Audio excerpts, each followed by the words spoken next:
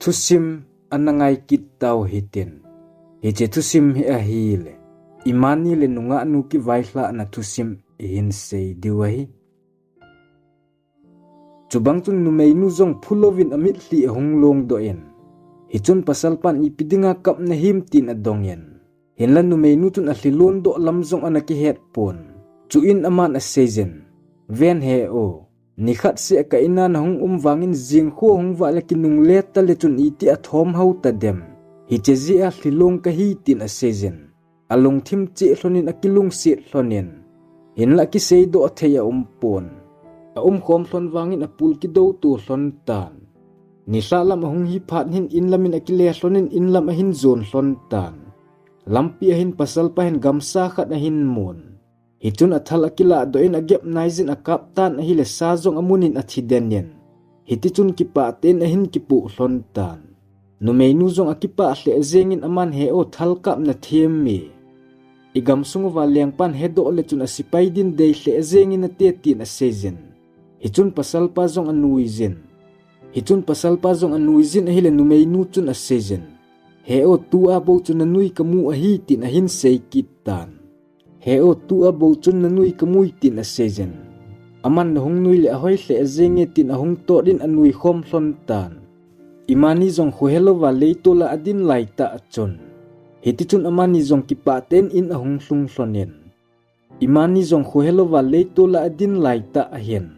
Khosung hong wa lut sipay teni chun ahin mu hlon tan. Hichun ahin del hlonin asam hlonin vo liang pa ahin ti hlonen.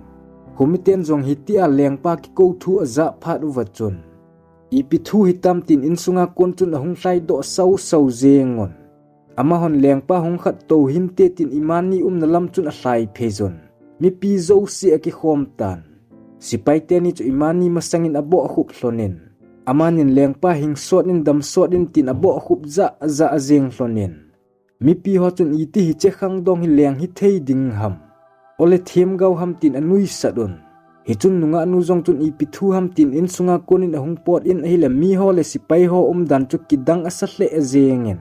Chu in imanin zong sipay te ni chu ding do hlonin tin thu apien.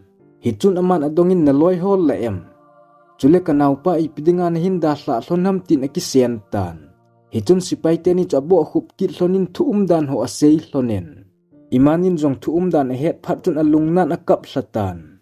Hichun komite chun hichipa he liang cha hi ti ahin hedoon. Abonuvin abo khumun zan apiewin. Nunga nu zong akigel le liang cha khat ina chu akipain. Hinla aza achan adado ngam tapun. Imanin zong mizo sin ahet do chamit ta in amon. Hichun aman mipi te zain asezin. Keima he gamsunga liang pa chapa chu kahi. Kamin imani ahi tin asezin ahile mipi ten zong liang pa hing sod in. Dam sotin tin othong zen zunin asamon.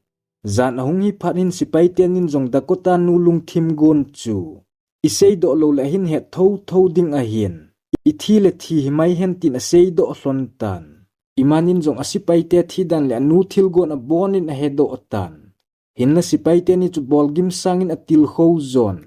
Nunga nun zong liang cha hi ahet na kipatin ho ding zong aphalamin apaw do ngam tapon. Jingkho hong wa phat chun ama zong che dingin akigotan. Hichun aman numei nu komin asezin keima liang in pin cheng katin. Kahong kit ding ahi tin adahlatan. Nunga nun zong imani che nungin apul adovin. Anzong ninom talovin a umtan. Hinla ama le ama akihovin. Ama liang cha ahin hela he phatapun tin. Wang phat pin hin gel do zong le ama le ke. Leile van beb kibang tante tin a gel tan. Alangkara imani le sipay ni liang in pi chu aga hlungon. Ama ho liang in pi hlun phanun liang pa le asemang ho liang nu zaw nan vai hlun na ananezon. Liang nun zong achapa Dakota mel amuta alo ze chun.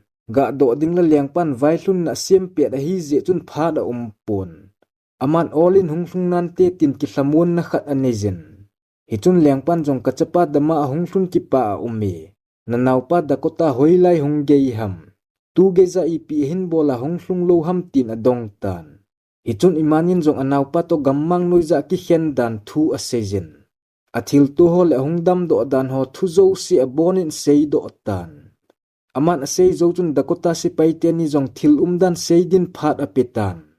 Sipay tenin zong lung olmo lo helin. leng nu thil gon ho ahin sei do hlonen chule Dakota thi dan zong a sei hlon tan leng nu zong a thil gon hung ki phun do to achapa thi thu aza phatin pulamin azam tan hiti chun a hlai phei pen indan sungin a lutin ha kapin a kap tan aman kachapa tuni nanun ka bol hil tai nang ding gelna ka thil bolin ka chunga man tha na eilun humzot tai tuni hi kamite ang sung chule na pa leng pa le na upa masanga ipi ka sei ding hitam leng nu dingin ka hling zo poi hitia hin sangin keizong hungmai tangi tin khaw alan aki khai li tan leng pan jong achapa Dakota thi thu a het phatin amit hli apulen leng nu thil gon hin ka in sung le lenggam din za chan na so tai achung thu ki tan ding a hi gang chelin hin puizun tin aki sian tan hitun su nu mei ho leng nu ko din a chevin hil a longdam sa agamu do on hi che phatun kinote na hung hlai phezun leng pa komin a thu aga hlunun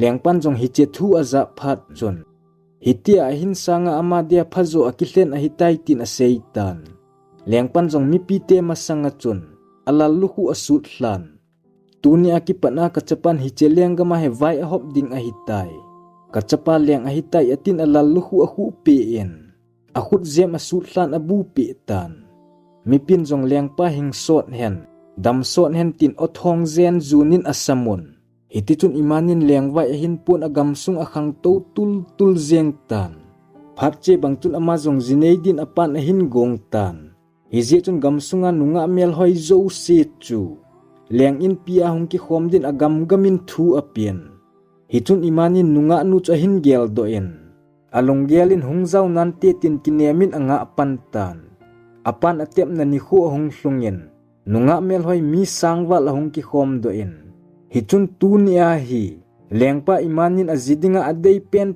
akihlen ding a hi tin thu ahung ki seitan hichun imani masangin nunga ho ban nei chan ahung ki zot on hinla man adei a tapon hije chun mi pi alung dongen mi hem hizat pila adei khat be iti umlo a hidem ito bang nunga lom adei hidem tin aki ho hlisau sawon alang khara nunga nu chu imani ziding kihlen ni khochuna insungin a umin akap tan imani hin ipithil pe eine gun a kumni phat che ta ap lo ham tuni ama azinei kho ahitan azinei masanga bon e gel do lo le zi a hin nei le e gel do ding chu wana ki khai a hi tin hlasetain a umin alang khara imanin jong thupun a hin nei zen aman jing ni kho le keiman ka jiding ki hlen nakin ibol phat diu a hi gamsunga nunga zo si ahung lo thei lo ding a hi nunga zo se hung ding a hi tin thupon na neizen hichun imanin asipai ho nunga nu puidin asolin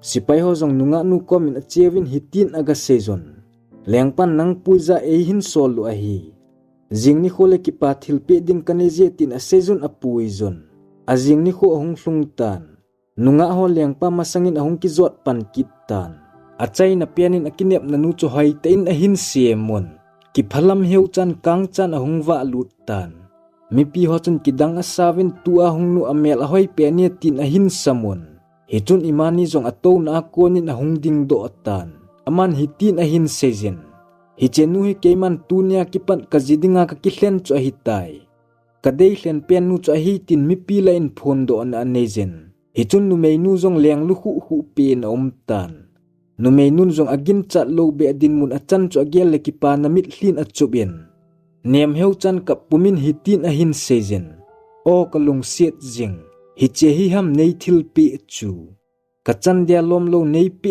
je en kain khoslum kezin na ang sungin umjing tange tin a seita nei thusim akichai tai